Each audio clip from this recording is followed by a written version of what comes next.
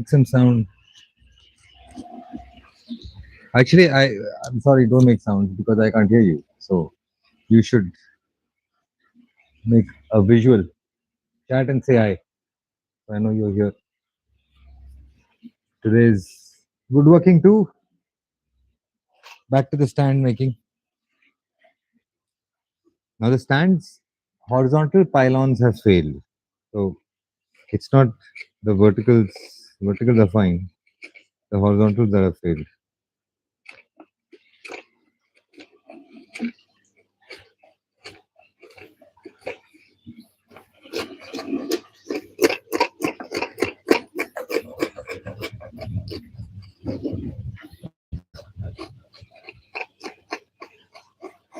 So here comes say hi. So I know you've joined in, and we can pick up from where we left off. Pick up chatting. That is. Did you catch the Moksh story yesterday? Did the Moksh story come to you? I'll just close the door.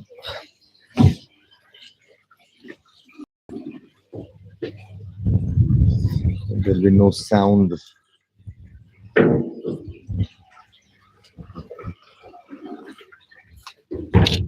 Oops. Whoops. There's a.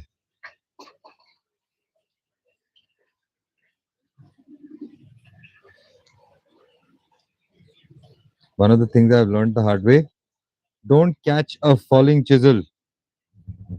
Did you hear what I said? Don't catch a falling. Sorry, I'm just setting up the camera. Uh, everything has a mind of its own, and today it's demonstrating its mind of its own. Wow. Actually, it's very hot, so I need to put the light shade in such a way that the sun doesn't block the camera. Man, this is not working for now, so I guess we'll manage with this. Hi, whoever is here. What is up? Sorry, it's a awkward state of affairs. I thought I'd got the camera set up, but it's not working right now. It's not set up, so I can't see what's going on. But whoever it is, if you're here, please come say hi.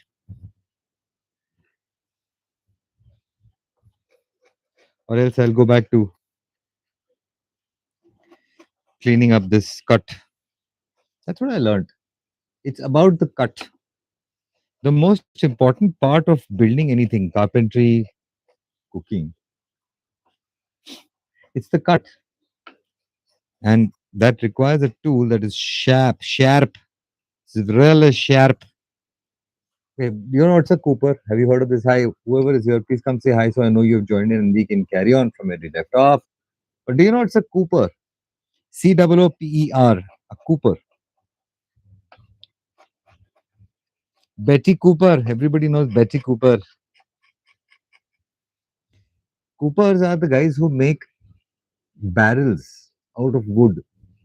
So they make a steel ring and then they hammer that ring in. You would have seen it in cartoons and all that. So that's apparently called a Cooper. And it's what I know now is the most difficult and unknown job in the world. There's only one person in the whole of England apparently who still makes barrels by hand. I mean, the machines can replicate it exactly as is. I mean, he's not a millionaire or something. Well, who's going to pay him $1 million to make a barrel, wood barrel, which a machine can replicate? So he's got to create a brand of his own. Fair. That's the challenge with art in general. Anything is art. Everything is art. The buyer sees the beauty in it.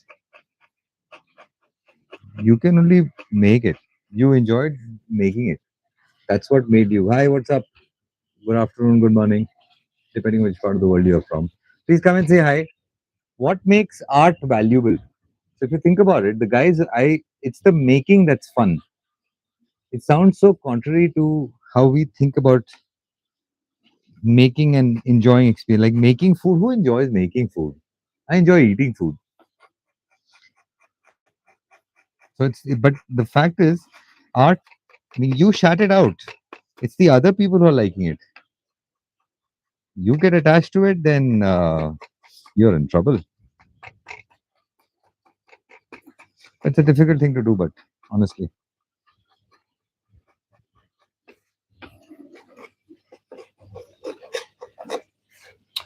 today I learned the meaning of yoga. You know what it means? It Yoga means restraint.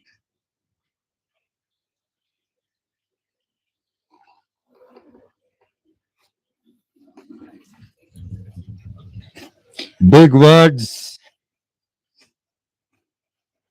I'm making the horizontal pylons. Is somebody here? Is here? Please come say. I can't see very well. The lights a bit too much, and that shade has conked off. I can try me repairing it, but I'd instant chat with you. But I don't know who is here. Anybody who I know or who knows me? Please come say hi. Today rooftop is. I just realized how much of carbon I have generated and left here. I should compost all of this. This is very good stuff. This is like a forest floor. Who goes? Who puts pesticide in a forest? Who goes and waters the plants in the forest? Things to think about. If plants can grow on their own. I will let me tell you. Let's talk about science of okay. If somebody is here, then I'll tell you the science of how how the fish breathe. Well, this is a good time to do a quick aquaponics class. Okay, today's class is how fishes breathe. All right. Now you would have seen they typically would gulp water and they would pass this water down their gills. Do you know this? Have you noticed this? I can't even see if you can see what I can see. So they'll take a gulp of water, and they'll push this water through their gills out. Now what's happening is that's how they're breathing. Now what we've been told is this is how they exchange oxygen in their blood with the oxygen in the water. You know, this is what has been taught to us. Which is actually there is physics involved, and we don't understand that physics. We don't know why that happens. It's a phenomenon called countercurrent exchange. The idea is that a concentrated liquid, when it rubs alongside a lower concentration liquid, the concentrations will match out. That means higher concentration will flow into the lower concentration. So the gills, they have capillaries that are carrying blood, the fish blood. The water laden oxygen is going to flow over it, and the oxygen gets exchanged. Remarkable, no? Think about this. Who taught these fish to do this so that they can exchange water? Who taught us how to breathe? I will not leave you hanging. I'll tell you. The brain has two parts to it. There is a parasympathetic system and a sympathetic system. The parasympathetic system is a system that's governed by that's not governed by the executive function of the brain. That's the awake, aware, acting brain. Okay, this is a parasympathetic response. To give you an example, blinking of eyelids, all our breathing, excretion, everything, our shitting systems. These are not governed by us consciously. Now, there is a good reason for it. If we start consciously focusing on these parasympathetic activities, when will we enjoy Netflix? We've got to binge watch those series, right? We are here to have a good time. That's the bottom line. That's the base. So, what evolution has done for us, whatever you, I don't think it's evolution the right correct word. It's engineering. The guys who engineered us, what they did was they created this concept where half stuff, more than half, is going to be given to an autonomous brain part that runs on its own.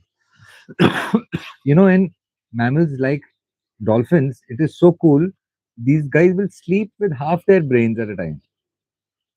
The water, they're suspended. They're sleeping, they're suspended. But only half their brain is working so that they don't drown. They have to go up and breathe, no? Otters, sea otters, they will hold hands and they will sleep in the water only because they might drift. Animal kingdom has some fascinating things to learn. In fact, biology, science, physics, chemistry, yoga, all the poses we learn from the animals. Today I'm not cutting salad, I'm cutting wood. The wood cutting is already done. Now I'm just cleaning up these edges so that I can use this for what's coming next. I've got a this is part of the stand. You see the stand behind me? These stands, these wooden stands. That's what it is part of. So pardon me, I've got to make sure that these get done because this wood has to be cut, then it has to be chiseled, it has to be painted. So it's not like my work is done. Honestly, I think I will hammer this later in the day. This looks good and clean.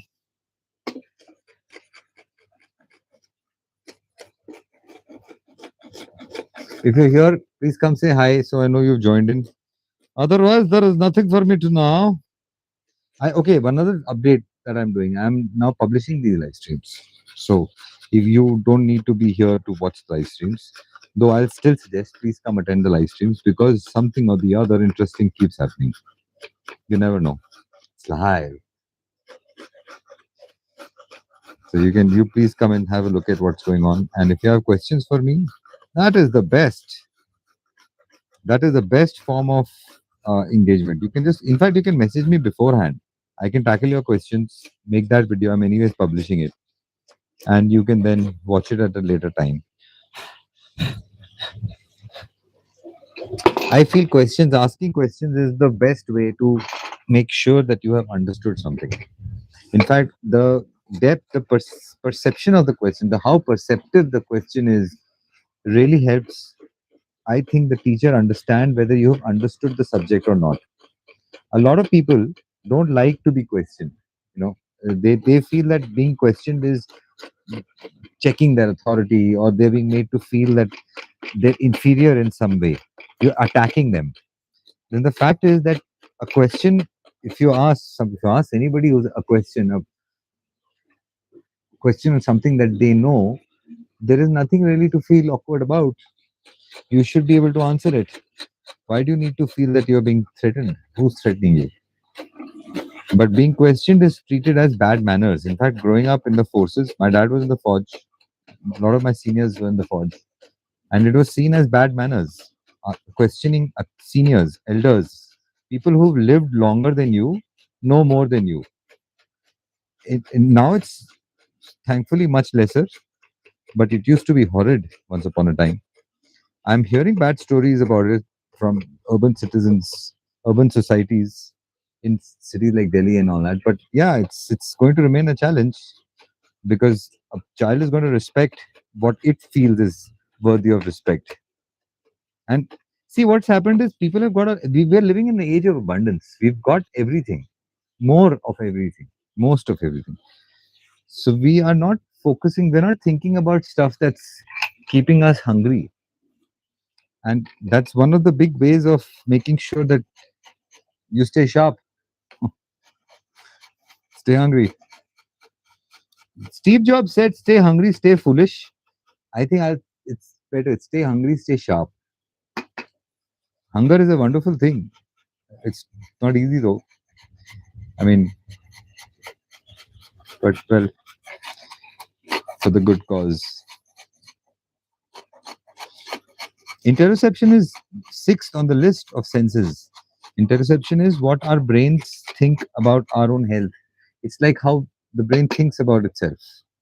Yeah, that's what the mirror is for. And that's why a mirror doesn't have any invention or patent. It doesn't belong to anybody. It's something that we've been doing for a long time. We've been looking at our reflection in the water for a long time.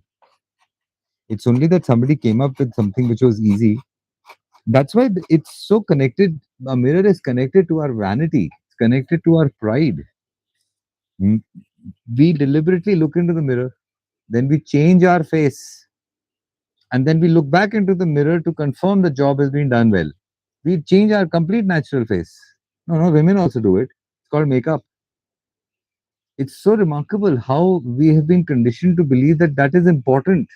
No, it is important. I know. I agree.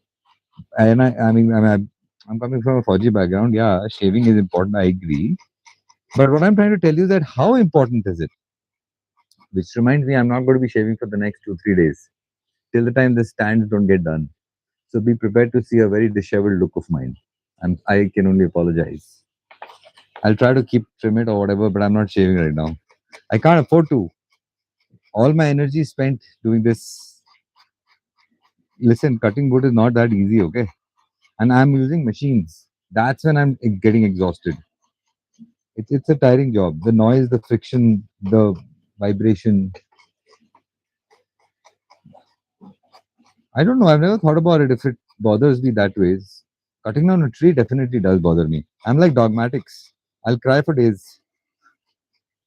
No, no, it's not that bad. I'm just trying to be funny. You should figure this out by now.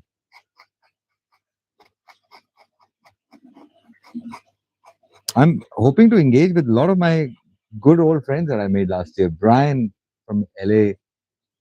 There's Dayak from South of Asia, Southeast Asia. There was somebody from Midwest, Missouri, Mississippi, somewhere in America. I'm missing them. Akshay, of course. He came yesterday, was there for a bit, but now he's off. Well, each one to our own.